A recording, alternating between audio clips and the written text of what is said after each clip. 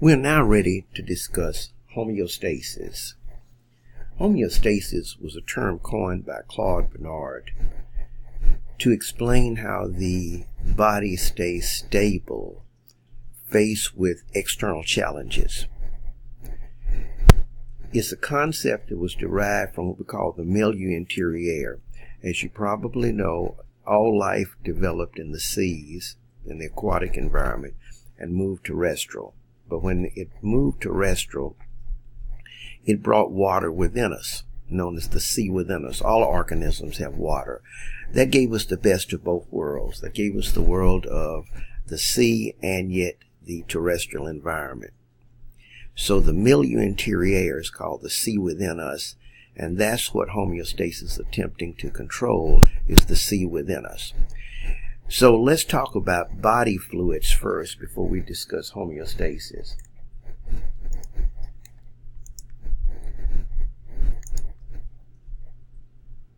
When we go to the human body, in all anatomy and physiology books, we have what we call the standard human. The standard human is 70 kilograms, which is about 154 pounds, about 5'8", 5'9", early 20s, male, and in good health. That's the standard human. That particular individual, if I look at both females and males, is about 56 to 60% water. Females have a little less water because of the natural habitus of fat tissue for the breast and everything. Males a little more water. The water in the body is compartmentalized into two areas. Most of the water in the body is compartmentalized inside the cells. If you recall, this standard human has somewhere between 70 to 100 trillion cells. Fluid outside the cells, but surrounding the cells, that the cells are immersed in, is called interstitial fluid, also called tissue fluid. Fluid inside our vessels, like our blood vessels, is called intravascular fluid. The fluid is in dynamic flux between these chambers. So when we drink water, for example, water would go into our intestinal system. It would be absorbed from our small intestine, a little bit from the stomach. It would then go from there into the bloodstream. From the bloodstream, it would then go into the interstitial fluid. From the interstitial fluid, it would go into the cells, and wastewater would come out of the cells into the interstitial fluid, into the blood vessels, and be eliminated in the kidneys. So there's a dynamic flux.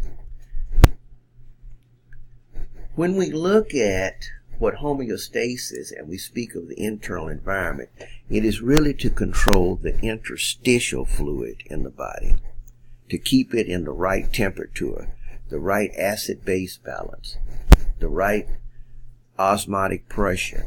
So that's what we're looking at. And if you keep that fluid right, because remember the cells are bathed within that, then you'll keep that right. Think about boiling an egg. You don't put an egg directly on the fire. You put it in a water bath. And then you heat the water, and the water heats the egg. And when we get into Chapter 2, we'll find out why water is such a good immersible liquid to put stuff in. Okay. We go back now then. Homeostasis to control the internal environment. Homeo means to home. So what happens is that because we are living creatures, we are in a dynamic flux. So everything we have, our blood pressure, our temperature, everything we do in medicine is within what we call a normal range, using a statistical curve. This particular range has a median value and certain standard deviations in statistics. The normal range generally is about 2 standard deviations from the mean. And if you look at that, that encompasses about 95.44% of the population. That would be the normal range that we have. So for all things, your temperature and everything is set in this normal range. And that's what homeostasis is attempting to do. but it homes around because it is a dynamic flux. So you want to keep everything within this normal range. As long as it stays within the normal range, we're speaking of physiology. When we get outside the normal range, then we're into pathology and pathophysiology. So you're attempting to keep the interstitial fluid in this normal range. Okay? So when we go then and we look at homeostasis in that manner, how then, and I want you to read on this, I'm giving just a brief excerpt. How then is homeostasis controlled? In other words, we have certain things that will attempt to push our body out of homeostasis, like being in the hot sun or so forth.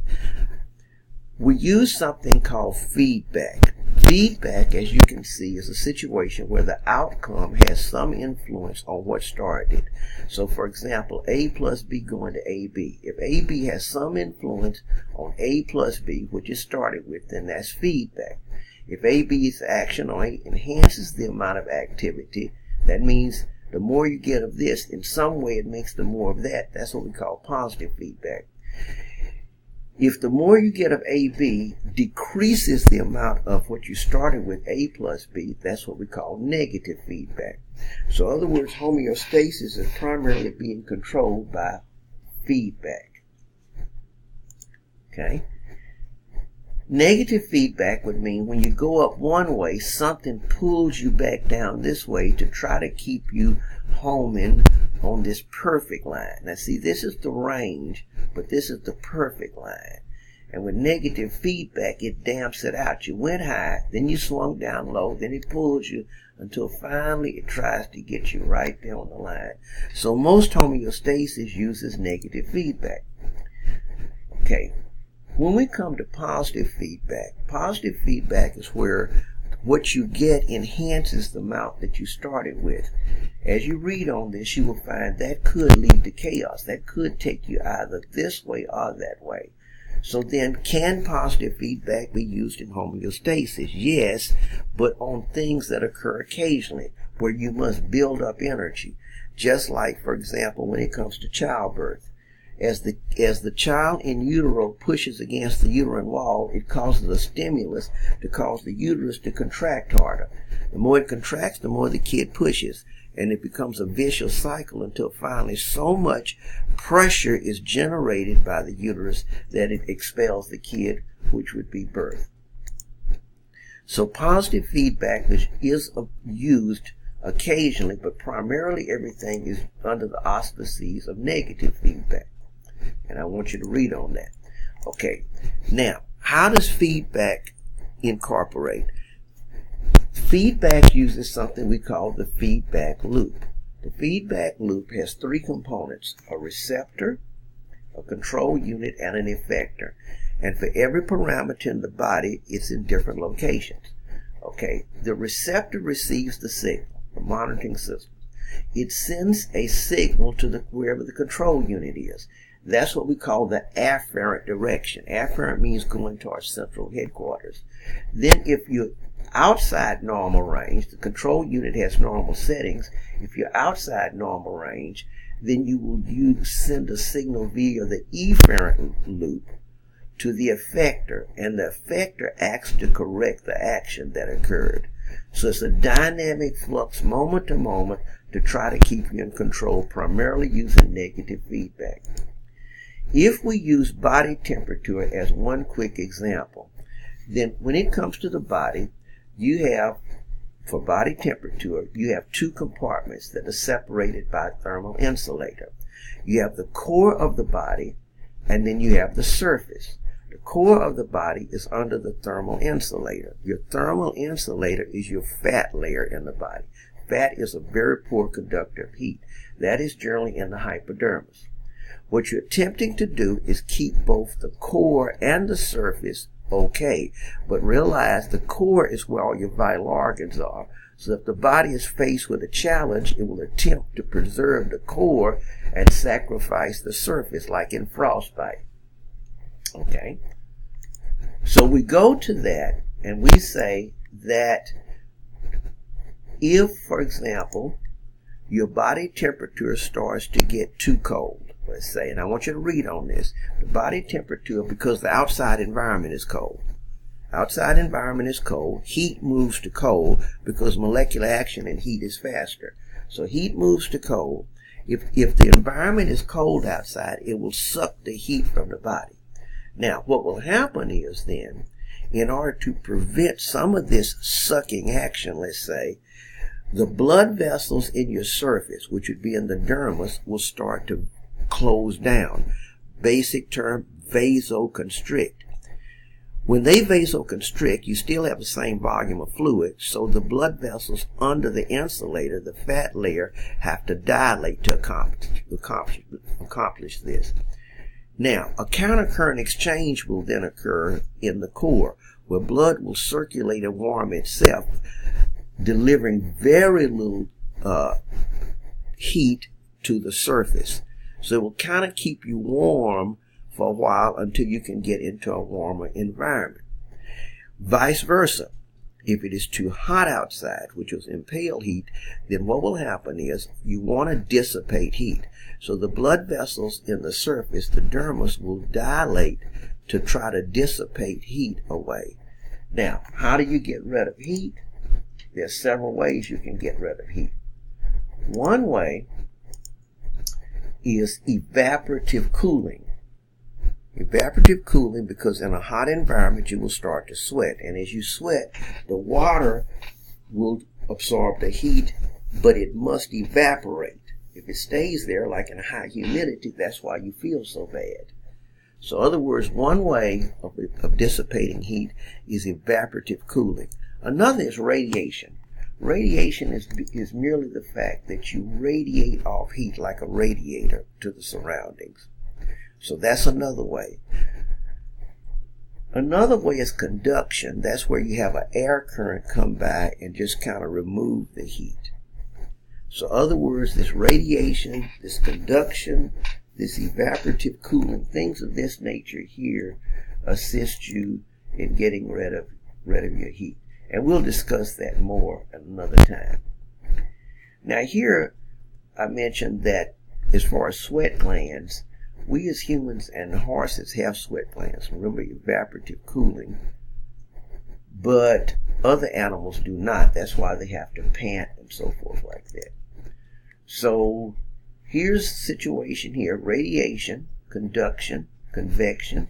Conduction, I didn't mention that one, is where if you touch a colder object, let's say you touch a piece of metal or something, the heat will be conductive. Remember, heat moves to cold.